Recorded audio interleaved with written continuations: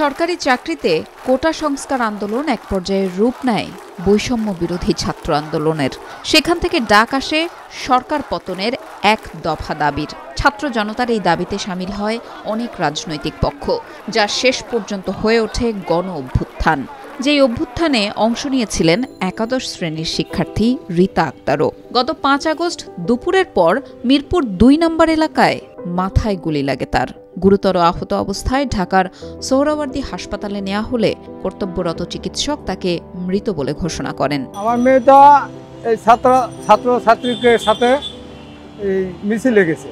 মিছিলে যায় তখন আমার মেয়ে গুলি খায়। কয় তারিখে? এটা ৫ তারিখে। আচ্ছা, গুলি খাওয়ার পর আমাদের মেয়ে আর আমি পাই না। সে মেয়ে ছাত্র এবং আর্মির গাড়িতে লিয়া অরিজিনাল 10-এ যায়, ওখান থেকে ওই শরদ্দি হসপিটালে নিয়ে যায়।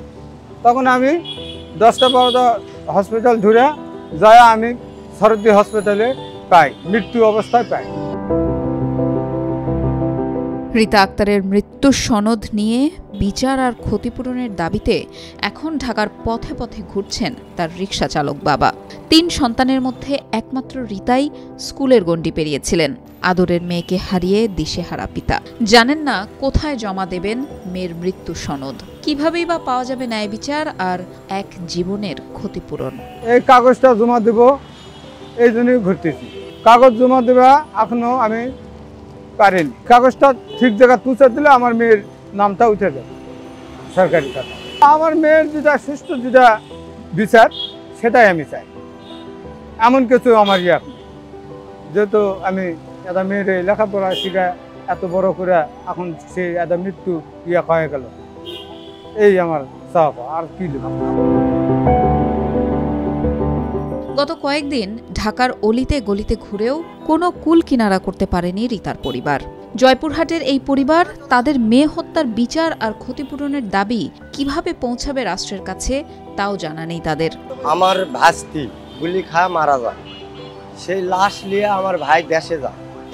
দেশে যাওয়ার পর সেই লাশটা আমরা মাটি দিই, মাটি দিয়া আবার আমরা ঢাকায় আসি। কিন্তু ঢাকায় আসে এলে কাগজপাতিগুলো কাক দিব এই লোকজন আমরা পাই না। তখন আমার ভাইয়ের সাথে ঘুরেছি, ঘোরার পর এক সেট কাগজপত্র আমরা আর্মিকে দিছি, কিন্তু আর্মি কোনো ডকুমেন্ট আমাকে দেয়নি। যার কারণে এই কাগজপাতিলা আমরা ঘুরতেছি, কোথায় দিব এর কোনো সন্ধান আমরা পাচ্ছি না।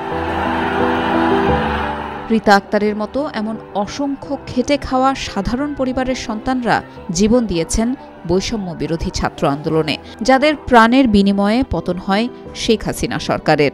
রাষ্ট্র তাদের পাশে দাঁড়াবে বলে জানিয়েছেন বৈষম্য বিরোধী ছাত্র আন্দোলনের নেতারা। নিহতদের তালিকা প্রস্তুত করতে কাজ করছেন তারা।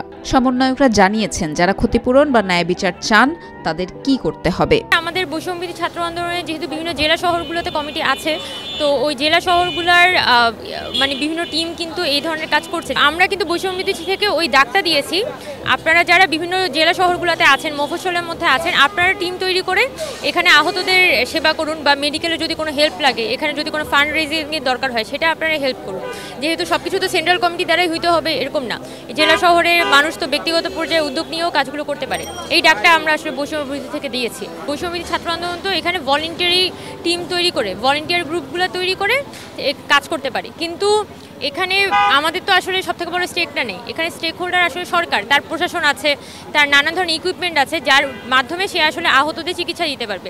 যদি সে পাড়ায় পাড়ায় এখানে একটা টিম গঠন করে যে এখানে কারা কারা আহত হয়েছে তাদের একটা লিস্ট নিয়ে নেয়, এবং সরকার যদি সেই অনুযায়ী আহতদের সেবা করতে চায়, তাহলে কিন্তু সে তার 15 দিনও লাগবে না, 10 দিনও লাগবে না ইভেন। কিন্তু এটা তো একটা সদিচ্ছার ব্যাপার, এবং আমরা চাই যে এখানে যে অন্তর্বর্তীকালীন সরকার আছে তারই আসলে দ্রুততম সময়ের মধ্যে এই লিস্টটা তৈরি করে সামনে এগিয়ে আসতে হবে।